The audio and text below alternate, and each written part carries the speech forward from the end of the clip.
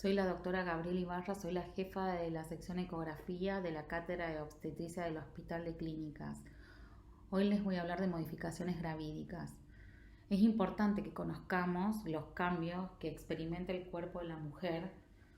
A todos los niveles son cambios fisiológicos que se dan con la finalidad de adaptarse y dar respuesta a la demanda que representa un embarazo durante las 40 semanas. Esos cambios ocurren de manera paulatina pero continua a lo largo de todo el embarazo. Son cambios cardiovasculares, digestivos, pulmonares, hematológicos, endocrinos y que se pueden relacionar con el desarrollo de algunos síntomas y signos y cambios en los parámetros de los análisis clínicos. Y esto hace que sea importante que conozcamos cuáles son esos cambios para hacer una diferenciación oportuna de lo que es algo fisiológico y algo patológico. Comenzamos con las modificaciones generales. La actitud y marcha se modifican. La embarazada modifica el centro de gravedad con una lordosis lumbosacra de compensación, que antes se conocía como el orgullo de la embarazada, porque era la sensación de que la embarazada sacaba panza, pero eso lo hacía para modificar el centro de gravedad, además de la marcha de pato con los pies hacia afuera. El peso corporal puede constatarse un aumento promedio de 11 kilos hacia el final del embarazo, o sea, aproximadamente un 20% más de lo que era su peso habitual. Esto se ve el crecimiento del feto, la placenta, el líquido amniótico, el crecimiento del útero y las mamas y el aumento del líquido extracelular. Antes de la semana 13 podemos tener una pequeña pérdida de peso debido a emesis.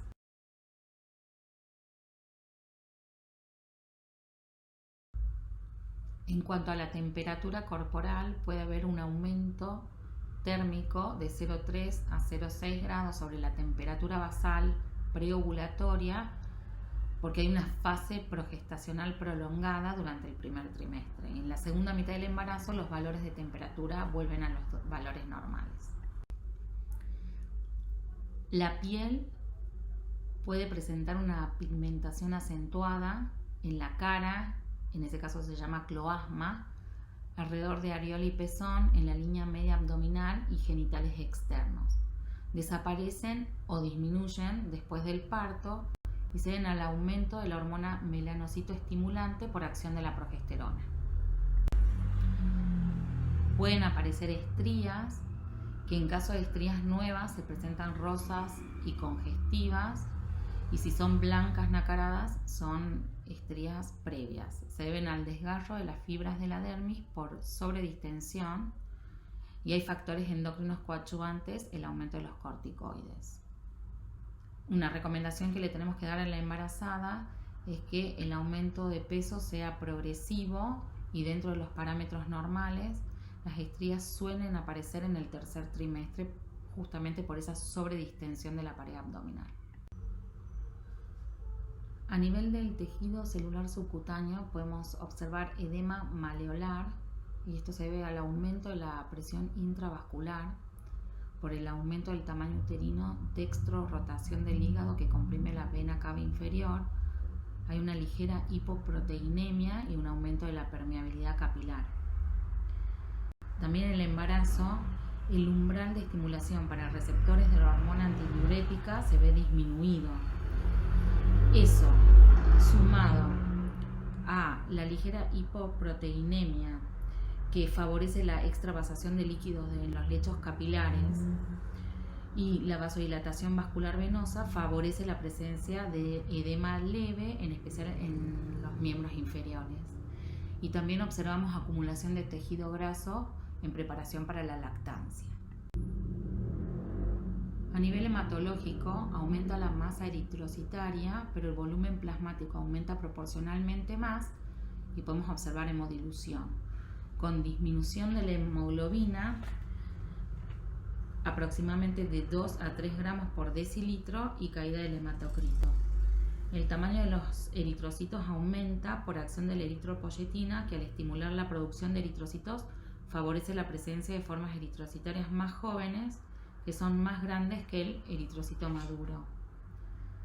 Podemos diferenciar una anemia por deficiencia de hierro de la anemia fisiológica evaluando los volúmenes eritrocitarios relacionados con el contenido de hemoglobina. Esto es la hemoglobina corpuscular media, que no se modifica en el embarazo normal, mientras que en la anemia por deficiencia de hierro todos los volúmenes eritrocitarios se ven disminuidos y vemos una anemia microcítica hipocrómica. En el laboratorio podemos observar una leucocitosis leve que se acentúa durante el parto y el puerperio inmediato, así como una trombocitopenia leve por la misma hemodilución de la que estuvimos hablando. Los reactantes de fase aguda, fibrinógeno y eritro, están aumentados y pierden valor. En cuanto a la coagulación, aumentan la mayoría de los factores de la coagulación, favoreciendo la hipercoagulabilidad que garantiza una rápida hemostasia al momento del parto. Aumentan los factores 7, 8, 10, 12, el factor de von Willebrand, que es el que se une al factor 8 para darle estabilidad, y el fibrinógeno. Todo esto por efecto de síntesis proteica a nivel hepático, producido por los niveles elevados de estrógeno. El tiempo de protrombina no se altera y los niveles de anticoagulantes naturales, especialmente la proteína S, disminuyen. Como dijimos, todo esto en proceso de preparación por una correcta hemostasia al momento del parto.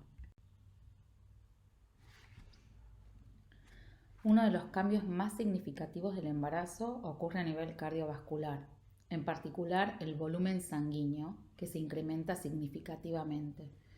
Este aumento se inicia alrededor de la semana 6 y alcanza un volumen máximo en la semana 32 de embarazo. La cantidad de sangre enviada hacia el útero o la placenta consiste en un 25% del gasto cardíaco. La irrigación hacia piel, riñones, glándulas mamarias también aumenta significativamente. A nivel cardíaco existe un aumento del gasto cardíaco y este incremento llega a ser de hasta 50% entre la semana 16 y 20 del embarazo. Se debe a varios factores, como ser el aumento del volumen plasmático que aumenta la precarga, o sea, el retorno venoso, y por lo tanto el volumen de eyección del ventrículo izquierdo. Esto, sumado al incremento de la frecuencia cardíaca y a la disminución de las resistencias vasculares periféricas, que son la poscarga, contribuyen al aumento del gasto cardíaco. La frecuencia cardíaca materna aumenta, se mantiene constante en el tercer trimestre, durante el cual alcanza un aumento de aproximadamente 12 a 20 latidos por minuto con respecto a los valores previos. La presión arterial disminuye de manera paulatina hasta llegar a su punto más bajo entre la semana 16 y 20 y a partir del último trimestre comienza a subir hasta llegar a cifras cercanas a las previas del embarazo. La disminución de la presión arterial involucra tanto a la sistólica como a la diastólica, pero la disminución a nivel de la presión arterial diastólica es mayor. Esta disminución de la presión arterial tiene que ver con la reducción de las resistencias vasculares periféricas, lo que está mediado por el aumento del óxido nítrico a nivel endotelial, y también al efecto de la hormona relaxina y progesterona, que disminuye el tono del músculo liso en el lecho vascular, tanto arterial como venoso. También durante la auscultación cardíaca podemos escuchar un tercer ruido que está relacionado al incremento del espesor de las paredes ventriculares. En las etapas avanzadas del embarazo, el útero grávido en posición supina puede causar una compresión de la vena cava inferior, causando una disminución del retorno venoso al corazón, resultando en síntomas como náuseas, mareo e incluso se puede llegar al síncope. Se conoce como el síndrome de hipotensión supina y los síntomas se resuelven rápidamente colocando a la paciente en decúbito lateral izquierdo. Durante la evaluación cardiovascular podemos detectar soplos sistólicos que se consideran fisiológicos. Los soplos diastólicos no son fisiológicos durante el embarazo y deben evaluarse.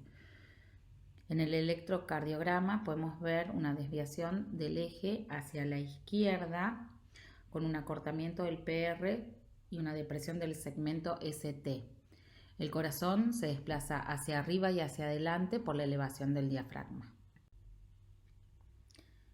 En cuanto al aparato respiratorio, se observa una dilatación de los capilares de la mucosa nasal, orofaringea y laringea, que puede predisponer al desarrollo de epistaxis, que en general es autolimitada. La frecuencia ventilatoria aumenta en 1 o 2 ventilaciones por minuto y el volumen respiratorio por minuto aumenta de un 40 a un 50% por el incremento del volumen corriente, lo que se traduce en una hiperventilación. Con la elevación del diafragma, el tipo respiratorio que va a predominar es el costal sobre el abdominal. Las costillas del primer trimestre se posicionan más horizontales, elevando el ángulo subcostal.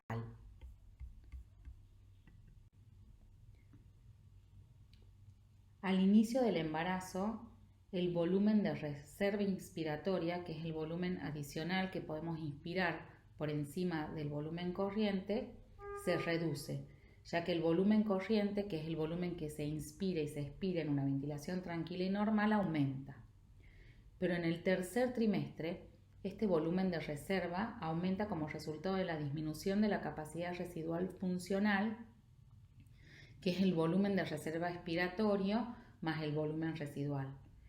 En el embarazo avanzado, el crecimiento del útero produce un importante ascenso diafragmático que condiciona una disminución de la capacidad residual funcional y la capacidad pulmonar total. Aún así, por el aumento de la circunferencia torácica entre 5 y 7 centímetros y la relajación de los músculos intercostales, y debido a la relajación del músculo liso bronquial, la capacidad vital permanece sin cambios. Acá vemos que la capacidad pulmonar total no se ve alterada. Durante el embarazo, los riñones aumentan su tamaño aproximadamente un 30% por el aumento del volumen vascular e intersticial. Aumenta tanto el flujo plasmático renal como la tasa de filtrado glomerular. Esto se traduce en la disminución de concentraciones séricas de creatinina y urea. El umbral de estimulación para receptores de la hormona antidiurética, como dijimos antes, se ve disminuido y esto favorece un leve edema, especialmente en miembros inferiores.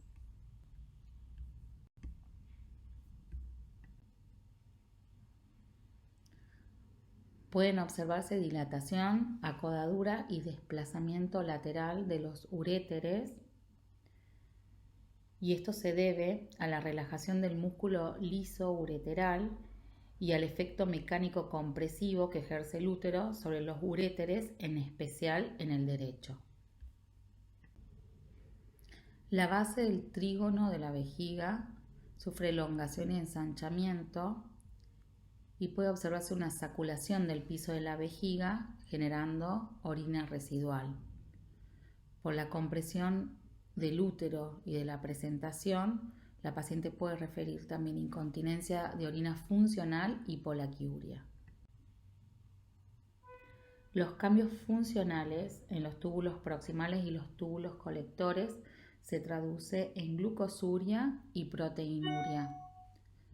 La proteinuria por debajo de 0,5 gramos litro en 24 horas.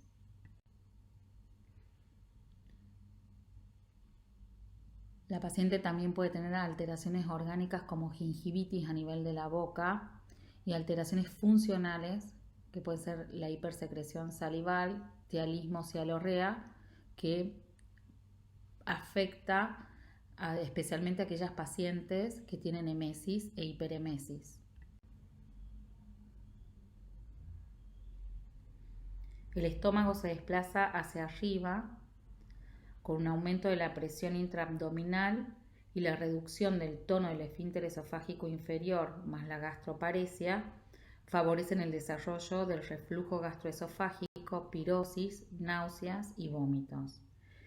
Y por efecto hormonal de relajación del músculo intestinal, la paciente también puede presentar estreñimiento. El aumento del volumen uterino desplaza el estómago hacia arriba. La máxima desviación se da en la semana 32-34, cuando el píloro se encuentra casi en el flanco derecho. Disminuye el tono estomacal y disminuye la motilidad gástrica con un enlentecimiento del vaciado gástrico. El efecto hormonal de relajación del músculo liso intestinal también predispone al desarrollo de estreñimiento y de extensión abdominal. La constipación sumada a la ectasia de las venas hemorroidales por la compresión uterina y el aumento de la presión intraabdominal favorece el desarrollo de hemorroides. Pica es la ingesta de sustancias no alimenticias. Es muy común que la paciente nos refiera náuseas, algunas pueden tener vómitos, los matutinos que se llaman pituitas, y tenemos que diferenciar la emesis de la hiperemesis, porque la emesis no presenta deterioro del estado general. La paciente con hiperemesis va a tener un deterioro del estado general.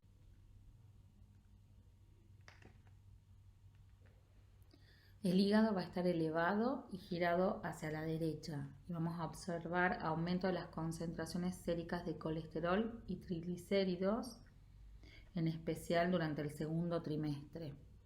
La bilirrubina se mantiene en niveles normales. La GOT y GPT pueden estar discretamente disminuidas y hay una disminución de la albúmina.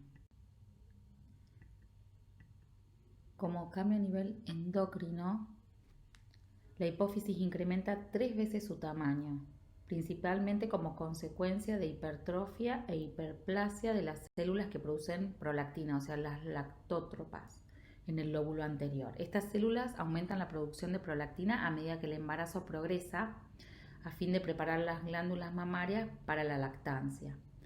A la hipófisis le puede llevar incluso 6 meses regresar a su tamaño normal.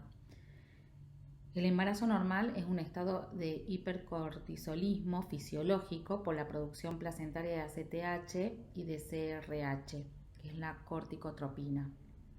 A pesar de este aumento de cortisol, este continúa mostrando las variaciones circadianas habituales. Este aumento de cortisol hace más complicado el diagnóstico de estados de aumento, como el Cushing, o deficiencia, que es el Addison, de cortisol, por lo cual se debe hacer una evaluación más extensa y no solo basada en los niveles absolutos de cortisol en sangre en los casos que se sospechen estas patologías.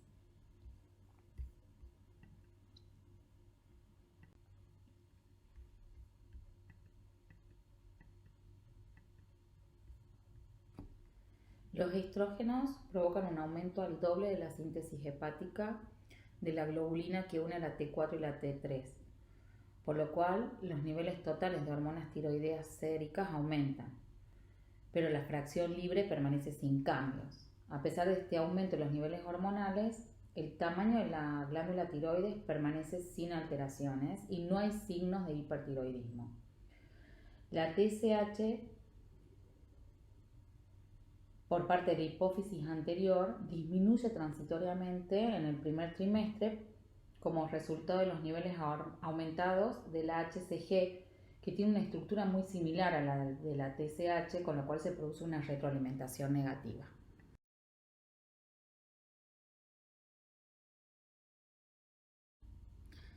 Como modificaciones locales, en las mamas vamos a tener, por acción de los estrógenos, hiperplasia ductal, y por acción de la progesterona, crecimiento de la unidad alveolo-lobulillar. Ya habíamos hablado de la hiperpigmentación de areola y pezón, pueden aparecer estrías por el aumento del volumen mamario con sobredistensión brusca de la piel. Se hace más evidente la red venosa de Haller, los tubérculos de Montgomery y puede aparecer secreción de calostro. El útero aumenta su volumen, su capacidad y el espesor de la pared con hipertrofia. En el primer trimestre hay una hiperplasia de las células musculares por acción del estrógeno y en el segundo trimestre hipertrofia por acción de la progesterona. El útero cambia su forma piriforme pregestacional a una forma asimétrica en donde se pone evidencia la prominencia de Piscasec que es la zona de implantación ovular próxima a uno de los orificios de las trompas de falopio. Luego en la semana 16 es ovoide y tiende a la dextrorrotación. Si la segunda invasión trofoblástica es adecuada, la circulación úteroplacentaria es insensible a los efectos presores de la angiotensina 2. El segmento uterino comienza a formarse a partir de la semana 14, a expensas del istmo uterino. Es una zona de adelgazamiento acentuado por desaparición de la capa media espiralada y que cumple las funciones de aumentar la capacidad de la cavidad del útero, facilitar la acomodación fetal y participa en la dilatación del cuello. El cuello uterino puede aparecer rosado o violáceo, pasa de una situación posterior a una situación central, está reblandecido. El orificio cervical interno tiene que permanecer cerrado, pero el externo puede estar cerrado en primíparas y entreabierto en multíparas.